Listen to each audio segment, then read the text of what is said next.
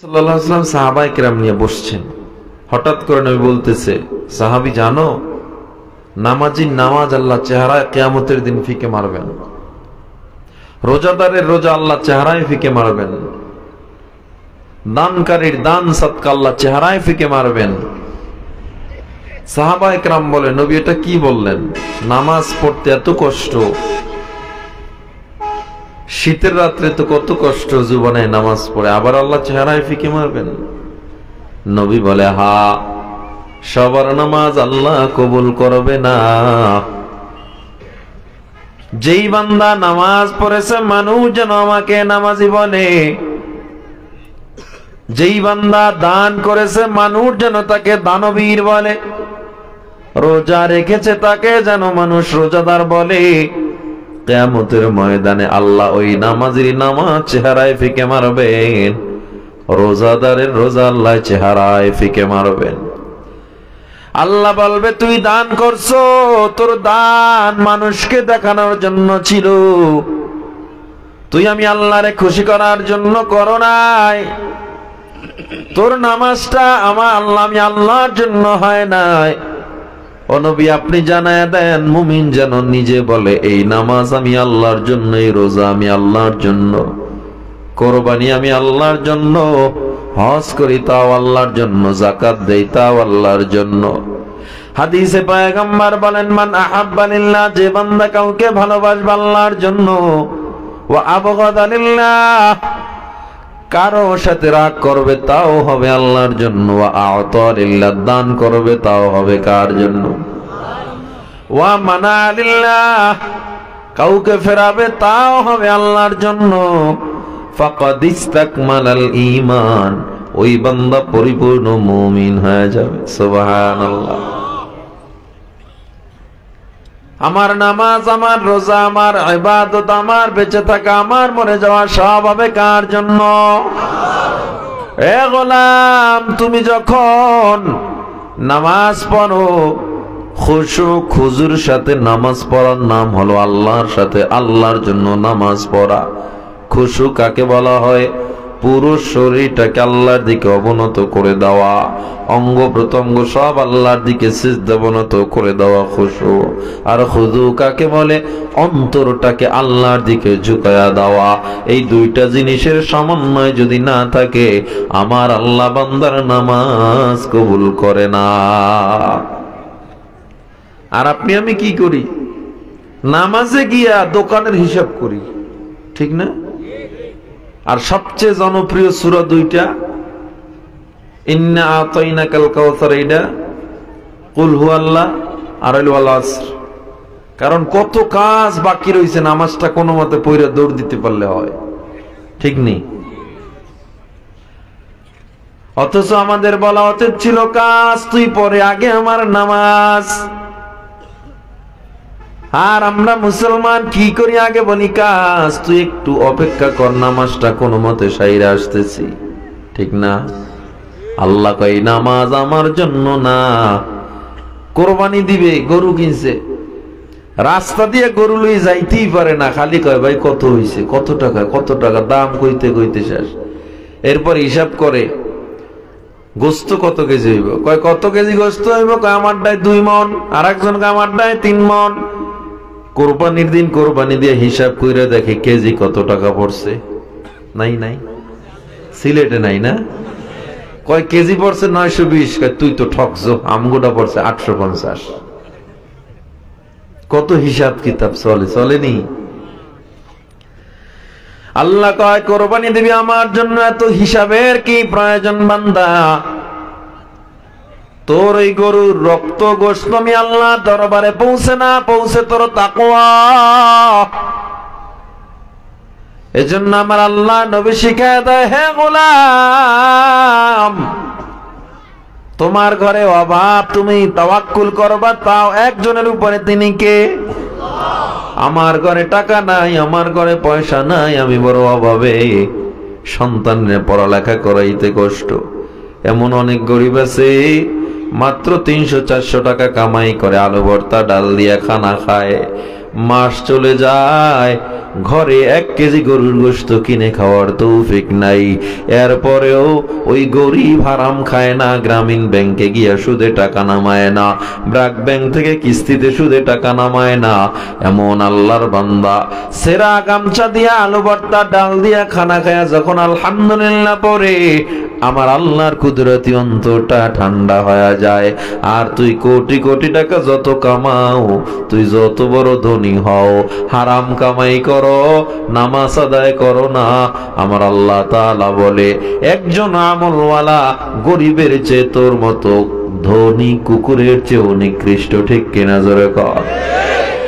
আমি যত বড় আলেম হই, যত বড় বক্তা, যত বড় খতিব, যত বড় শাইখুল হাদিস, যত বড় আলেম, যত বড় তাবলীগের মুবাল্লিগ, আমি নামাজ কাজা করলাম, আপনাকে আমি নামাজের বয়ান করি, কোনো লাভ আছে নাকি? আমি নামাজ পড়লাম না, আপনি শিখলেন না কোনো ইলম, জানলেন না কোনো কিতাব, কোনো মাসআলা, শুধুমাত্র নামাজটা ঠিক মতো পড়তেছেন, আলেমদের সন্নিকটে যায়া নিজের জীবনটাকে সুন্দর করে চালাইতেছেন। আমার আল্লাহ তাআলার নিকট আমি আলেমের চেয়ে আপনি মূর্খের দাম কোটি কোটি গুণে বেশি। কারণ আমি নামাজ না পড়লে আমার কোনো দাম নাই। এজন্য আল্লাহ সূরা আসরে বলছেন, ওয়াল আসর, সময়ের শপথ, ইন্নাল ইনসানা লাফি খুসর, নিশ্চয়ই সব মানুষ ক্ষতিগ্রস্ত, ধ্বংস, ইল্লাল্লাযীনা আমানু ওয়া আমিলুস সালিহাত, হ্যাঁ তবে যারা ইমানদার এবং আমলওয়ালা ইমানদার। শুধু ইমানদার বলেন, এখানে 4টা গুণ আল্লাহ বর্ণনা করছেন, ঈমান, আমল, ওয়া তাওয়াসাউ বিল হক ওয়া তাওয়াসাউ বিস সাবর। এই 4টা গুণ আল্লাহ বলেছে, 4টা গুণ হলে মানুষ জান্নাতে চলে যাবে। এর মধ্যে শুধু ঈমানের কথা বলেন না, আমলের কথাও বলছেন।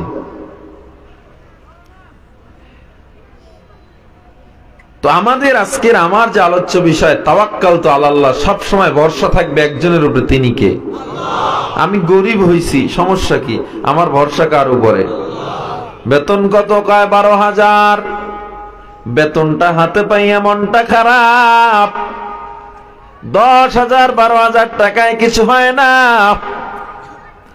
কিন্তু আপনি যখন ওই বেতনটা হাতে নিয়া খুশি হয় আল্লাহরে বলতেন, যদি আল্লাহ যা দিস আলহামদুলিল্লাহ, তোমার দরবারে শুকর আদায় করি।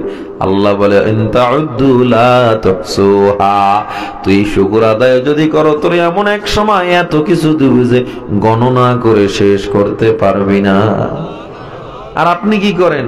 কি দিছে, আহার এটি দিয়ে কেমনে চলবো? এই জন্য যারা বুঝে এরা শুকর আদায় করে। এই জন্য 10,000 12,000 টাকায় বেতন হুজুররা দেখছেন কত শান্তিতে আছে, দেখছেন নি? ঘরে যাই খবর লয়ে দেন, আপনার সে ভালো খায়, আর আপনি তো কত টেনশনে দিন কাটান। কারণ শুকর আদায় করে, সাখাওয়াত, অল্পতে তুষ্টি। আল্লাহ নবী শিখায় দেয়, মানুষ বিপদে পড়ছো তাও আল্লাহরে ভুলবা না, যেখানে যাও আল্লাহরে ভুলবা না, শুধু ভরসা করো আল্লাহ আমার সাথে আছে। যারা আল্লাহকে ভরসার একমাত্র প্রতীক বানায় নেয়, ওই বান্দা আগামীকাল কি খাবে এই টেনশন করে না। আমার আল্লাহ সাথে আছে। সন্তান মারা গেছে, বান্দা বিলাপ করে কান্না করে না, কারণ সে ভরসা করছে কার উপরে? আল্লাহর মাল আল্লাহ নিছে, বান্দার সম্পদ নষ্ট হয়ে গেছে, টেনশন করে না। আল্লাহ তুমি সম্পদ নষ্ট করছো, ও আল্লাহ আলহামদুলিল্লাহ যা দিছো এটাই আমি সন্তুষ্ট। এই রকম কয়জন ইমানদার আজকে সমাজে পাওয়া যায়। এরা কয় কি, আল্লাহ কি আর কারো দান দেখলো না, আমারটাই আল্লাহর চোখে পড়ছে, আমারটাই নষ্ট হওয়া লাগলো। আল্লাহ কি আর কারো সন্তান দেখে না, আমার সন্তান কেন পানিতে পড়ে মারা গেল। আল্লাহ কি আর কারো দোকান দেখে না, আমারটাই কেন পুরলো। অথচ আমার আল্লাহ তাআলা জানায়া দেয়, وَلَنَبْلُوَنَّكُمْ بِشَيْءٍ مِّنَ الْخَوْفِ وَالْجُوعِ وَنَقْصٍ مِّنَ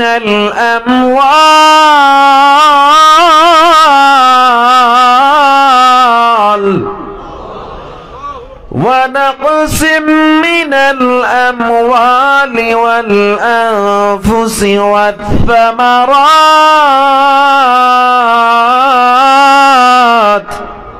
আল্লাহ কয় বান্দা আমি তোরে পরীক্ষা করব কি দিয়া? কয় জু ক্ষুধা দিয়া। ওয়া নাকসিম মিনাল আমওয়াল, আমি আল্লাহ সম্পদ কমায়া তোরে বিপদে ফেলাবো, দেখবো তুই ধৈর্য ধরছো কিনা, আমি আল্লাহর উপরে ভরসা রাখছো কিনা। তাওয়াক্কুল হবে কার উপরে? আমি আল্লাহ তোরে সম্পদ কমায়া দিব। ওয়াল আনফুস, জান নিয়ে যাব আমি আল্লাহ তোর সন্তানের, তোর মা বাবার। দেখবো হাত পাছড়ায়া কান্না করো নাকি ধৈর্য ধরে আল্লাহর উপরে ভরসা করে আছো। ওয়াত সামারাত, আল্লাহকে আমি আল্লাহ ফল ফ্রুট ক্ষেত খামার নষ্ট করে দিব, দেখবো তুই কেমন কতটুকু আমি আল্লাহর উপরে খুশি আছো। আমরা কি খুশি থাকতে পারি? পারি। আমরা খুশি থাকি না কারণ আমার রিজিকের মালিক আমরা আল্লাহরে পরিপূর্ণ বানাই নাই। আমার রিজিকের মালিক আমি বানাই নিছি রাজনীতির আর নেতারে। ঠিক না? ঠিক। আপনার আস্তে কইলো ঠিক, জোরে কইলো ঠিক, জোরে কর না ঠিক না বেঠি? আমার রিজিক কে দেয়? জোরে কন। ওয়াতারযুকু মান তাশা,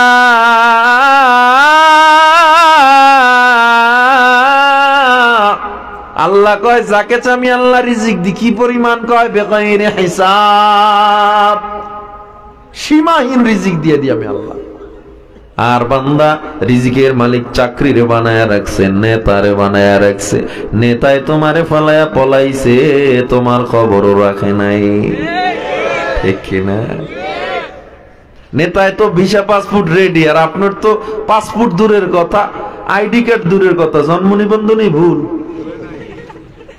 নেতা আপনার থুই গেছি গা।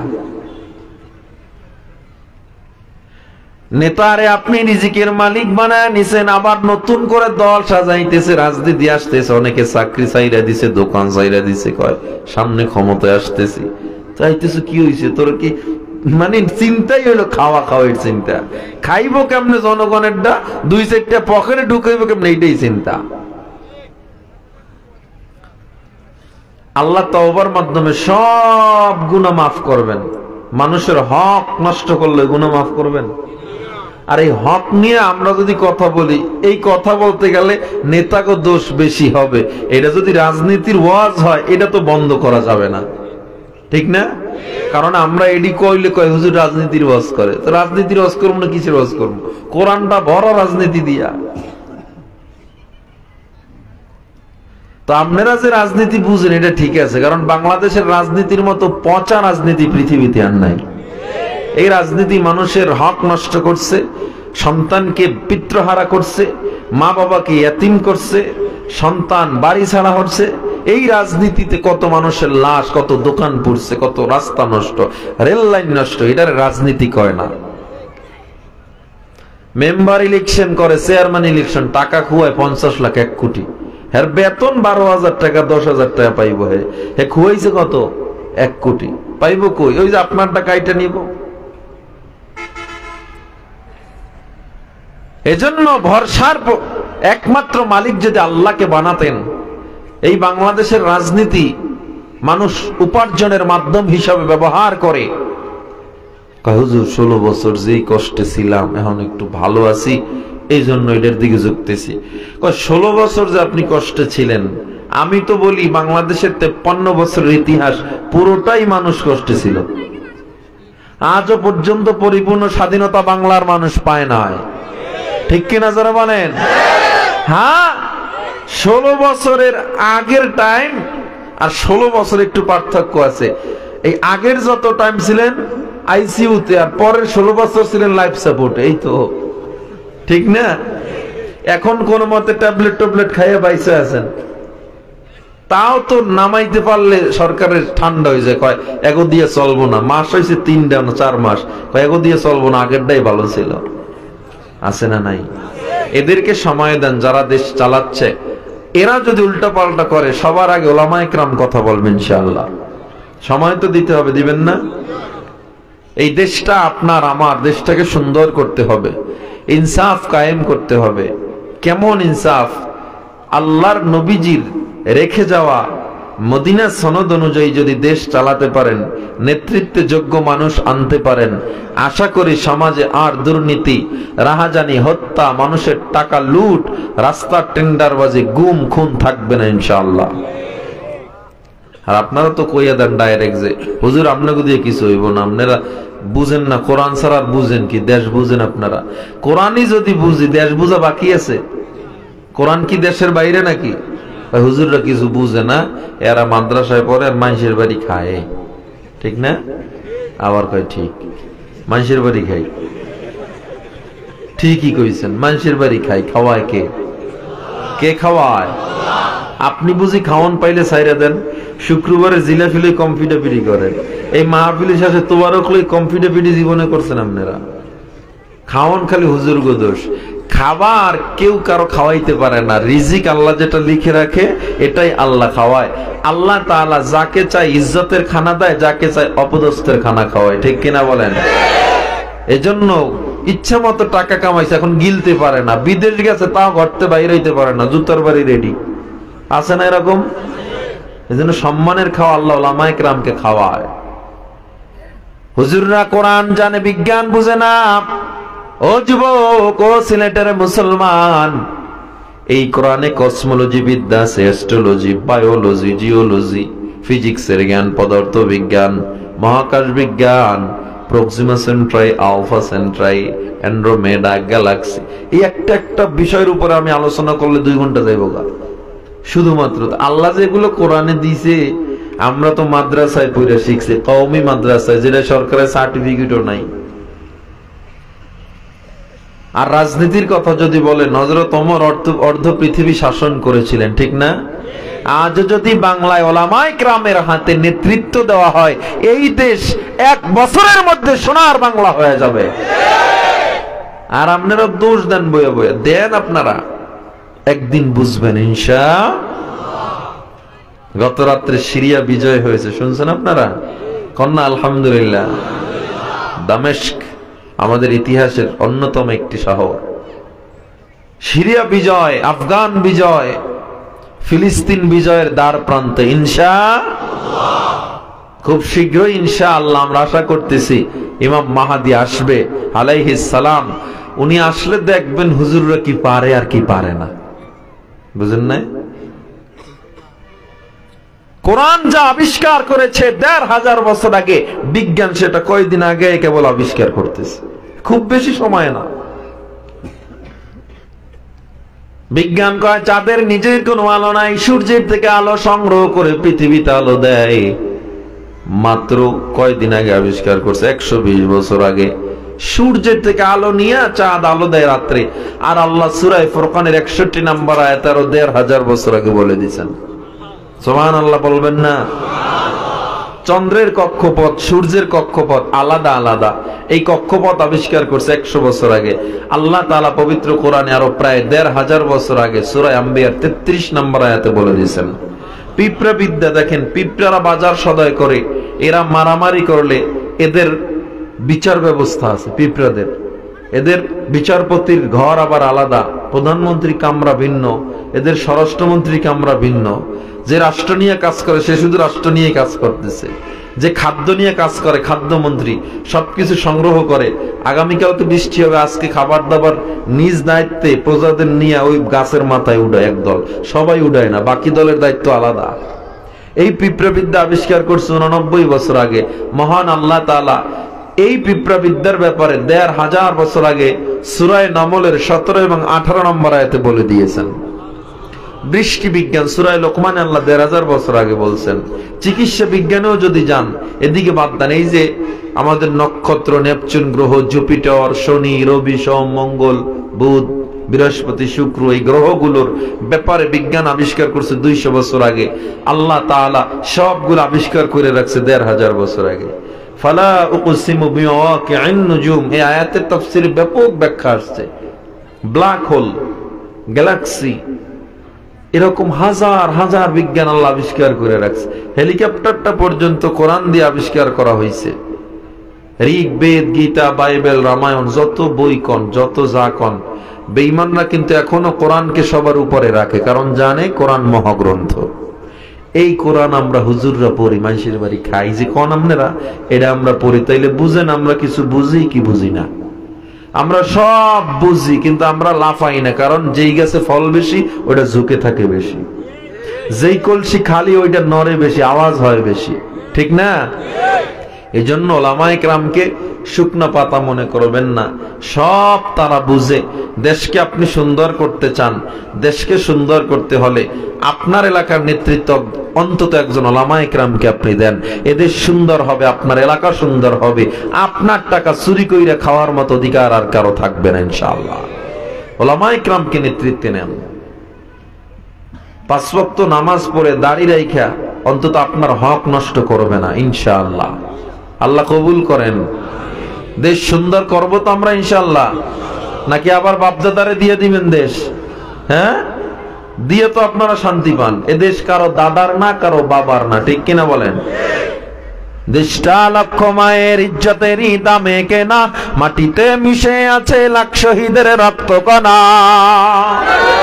দেশটা লক্ষ মায়ের ইজ্জতেরই দামে কেনা, মাটিতে মিশে আছে লাখ শহীদের রক্ত কণা। শহীদের রক্তের দামে কেনা আমাদের সোনার ভিটা, শহীদের রক্তের দামে কেনা আমাদের সোনার ভিটা। তবে কেন অভ্যাস হলো বিদেশিদের চরণ চাটা? দেশটা নয় তো কারো বাপের ভিটা, করবে মন চাহিলেই যখন যেটা। এদেশের মাটি থেকে গন্ধ আসে ওই কালেমার, এদেশের আকাশ ছুঁয়ে রয়ে দাঁড়িয়ে কত মিনার। আজানের সুরে সুরে জীবন যাদের গড়ে ওঠা, আজানের সুরে সুরে জীবন যাদের গড়ে ওঠা, সে দেশে আজকে কেন নাস্তিকতার ঘনা ঘটা? দেশটা নয়তো কারো বাপের ভিটা, করবে মন চাহিলেই যখন যেটা। ক্ষমতায় আসার আগে ভাষণ তাদের মঞ্চ মাতানো, একটি গমের কোনাও মেরে খাবে না কখনো, ঠিক নেই? ক্ষমতায় আসার পরে চিনে না সে মানুষ কারা, ঠিক না? ক্ষমতায় আসার পরে চিনে না সে মানুষ কারা। স্বার্থ হাসিল হলো এখনকার ডাকে কে দিবে সারা। ক্ষমতার চেয়ার পেল যখন যারা, দেশটা লুটে পুটে খাইলো তারা। মোরা চাই শুধু নেতা নয় যে নীতির বদল, তবেই বনবে দেশের ঘরে ঘরে সুখের ফসল। এসো তাই গুড়ে ফেলি নাস্তিকতার দেয়াল ঘেরা, এসো তাই গিড়ে ফেলি নাস্তিকতার দেয়াল ঘেরা। হবে না শান্তি দেশে ইসলামেরই শাসন ছাড়া, হবে না শান্তি দেশে কোরআনেরই শাসন ছাড়া, ঠিক কি না জোরে বলেন? তাইলে কোরআন অনুযায়ী দেশ চলবে তো ইনশাআল্লাহ। ভরসা করি কার উপরে? আইন চলবে কার? ক্ষমতা চলবে কার? রিজিকের মালিক কোন নেতা নাকি আমার আল্লাহ? সবাই একটু জোরে বলেন আল্লাহ। অন্তরটারে নরম করে মায়ার সুরে একটু ডাক দেন আল্লাহ, আর জোরে ডাক দেন আল্লাহ। আমার আল্লাহ কয় বান্দা, মাল্লাহুল মাওলা ফালাহুল কুল, যে আল্লাহর জন্য হয়ে যায় গোটা দুনিয়া আল্লাহ তার গোলাম বানায়া দেয়। তুমি আল্লাহরে ভরসার একমাত্র ভরসার মালিক বানায়া নাও, দেখবা আল্লাহ তাআলা তোমার বিপদ আপদ আল্লাহ কেমনে দূর করে দেয়। তুমি দৌড়াইতেছো চাকরির পিছনে, পানি পড়ার পিছনে, তুমি পীরের দরবারে যাইয়া পানি পড়ান, ও সন্তান দেন, ও পীর আমারে রিজিক বাড়ায়া দেন। অথচ আল্লাহ কয় তুই আমার উপরে ভরসা করো না, তুই যায় নামাজটা বিছায় যদি আমি আল্লাহরে আল্লাহ বলে ডাক দিতি, আমি আল্লাহরে ডাকার মতো ডাকলে আমি আল্লাহ কারো ডাকা কারো দোয়া বিফলে দেই না। কিন্তু আমরা আল্লাহরে ডাকি না, ভরসা আল্লাহর উপরে করি না। আগুনের মধ্যে ইব্রাহিম পড়তেছে, জিবরিল আমিন এসে ডাক দিয়া কয়, ও পয়গম্বর, আল্লাহ আমাকে পাঠাইছে, আপনি যদি সাহায্য চান চাইতে পারেন, আমি আপনারে রক্ষা করব। ইব্রাহিম আলাইহিস সালাম বলে, যে আল্লাহ তোমারে পাঠাইছে ওই আল্লাহ কি আমি ইব্রাহিমকে দেখে না? সুবহানাল্লাহ। ভরসার স্তর লেভেল কোথায়? ইব্রাহিমের কথাটা আমার আল্লাহ দরবারে এত পছন্দ হয়ে গেল, আমার আল্লাহ ডাক দিয়া বলেন, কুলনা ইয়া নারু কুনি বারদান ওয়া সালামান আলা ইব্রাহিম, হে আগুন জলদি ঠান্ডা হয়ে যা, আগুন আমার ইব্রাহিম যেন পড়ে না। আল্লাহর হুকুমে আগুন ফুলের বাগান হয়ে গেল। বর্ষা করছে কার উপরে? বর্ষার স্তর বাড়ায় নেন, বিপদে পড়ে না যেখানেই থাকেন, আল্লাহর উপরে ভরসা করে নেন, দেখবেন আর কোনো বিপদই না।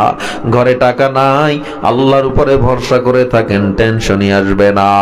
ঋণ হয়ে গেছেন, আল্লাহর উপরে ভরসা করে ছোট্ট একটা তাসবিহ নিয়ে শুধু পড়েন আস্তাগফিরুল্লাহ আস্তাগফিরুল্লাহ আস্তাগফিরুল্লাহ। আল্লামা ইবনে ওমর রাদিয়াল্লাহু তাআলা আনহু বলেন, যারা ইস্তেগফারকে জোকের মতো জিহ্বার সাথে লাগায়া নেয়, এর যদি পাহাড় পরিমাণ ঋণও থাকে, আল্লাহ মুহূর্তেই বিনাশ করে দিবে। আল্লাহর উপরে ভরসা করে কাজ করেন বান্দা, কোনো বিপদই থাকবে না। ইব্রাহিম আলাইহিস সালামের ভরসার লেভেল কত বড়! 80 বছর বয়সে, কোন তাফসীরে 81-82 বছর বয়সে আল্লাহ ইব্রাহিম আলাইহিস সালামের ঘরে একটা সন্তান দিল, নাম ইসমাঈল। ইসমুহু ইসমাঈল। ইসমাঈল আলাইহিস সালামকে আল্লাহ দিল। ইসমাঈল আলাইহিস সালাম কত সুন্দর! ইউসুফ আলাইহিস সালামের বংশধর ইসমাইল। তাইলে চিন্তা করেন ইসমাইলকে আল্লাহ কত সুন্দর বানাইছে।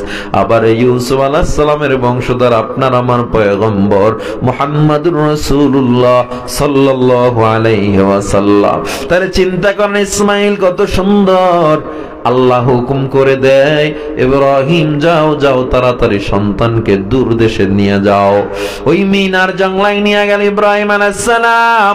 তাফসীরে রুহুল মানিতে বর্ণনা করা হয়, এমন এক জঙ্গলা, বর্তমানে যারা হজে গেছেন, উমরায় গেছেন, মিনা আরাফা দেখে আসছেন, শুধুমাত্র পাহাড় মরুভূমি, কিছু জঙ্গলা ছিল, গাছ ছিল পাহাড়ের উপরে, আর কিছু দেখার মতো ছিল না। ইব্রাহিম আলাইহিস সালাম তাদেরকে পৌঁছায়া যখন রওনা দেয়, হাজেরা পিছন থেকে ডাক দিয়া কয়, স্বামী আমার, আমাদের ফালায়া কোথায় যান? এখানে খাবারের মতো পানিও নাই, থাকার মতো জায়গাও নাই, কি খাবো, কেমনে চলবো, একটু বলে দেন। ইব্রাহিম আলাইহিস সালামকে আমি আল্লাহর উপরে ভরসা করে রেখে গেলাম, ওই আল্লাহই তোমাদের দেখবে। একটু জোরে পড়েন আল্লাহু আকবার। ভরসার লেভেল কাকে বলে? এত সুন্দর সন্তানকে ফালায়া যায়। فلما بلغ معه السعي قال فلما بلغ معه السعي যখন চলার মতো শক্তি হলো, ইসমাইলের হাঁটার বয়স হলো। কাদি সানাউল্লাহ পানিপতি রাহমাতুল্লাহ তাফসীর মাদানিতে বলেন, তখন ইসমাইলের বয়স হয়তো 7 থেকে 8 বছর, কোন বর্ণনায় 9 বছর হয়েছিল। এদিকে ইব্রাহিম আলাইহিস সালাম অপেক্ষায়, আমার সন্তান আমি বহুদিন পর্যন্ত দেখিনি, আজকে একটু দেখব। আল্লাহ কোনো হুকুম দেয় না, দেখার জন্য মনটা আনচান, কিন্তু না, আল্লাহ হুকুম দেয় না। আল্লাহ স্বপ্নে দেখায়, ইব্রাহিম প্রিয় বস্তু কোরবানি করো, প্রিয় বস্তু কোরবানি করো। তাফসীরে পাওয়া যায় ইব্রাহিম আলাইহিস সালাম উট কুরবানি দেয়, দুম্বা কুরবানি দেয়। আল্লাহ আবার স্বপ্নে দেখায়, প্রিয় বস্তু কোরবানি করো। ইব্রাহিম আলাইহিস সালামের বুঝতে বাকি নাই, আমার প্রিয় পুত্র ইসমাইলের ব্যাপারে আল্লাহ স্বপ্ন দেখাইতেছে। আমি এতদিন পর যাব আমার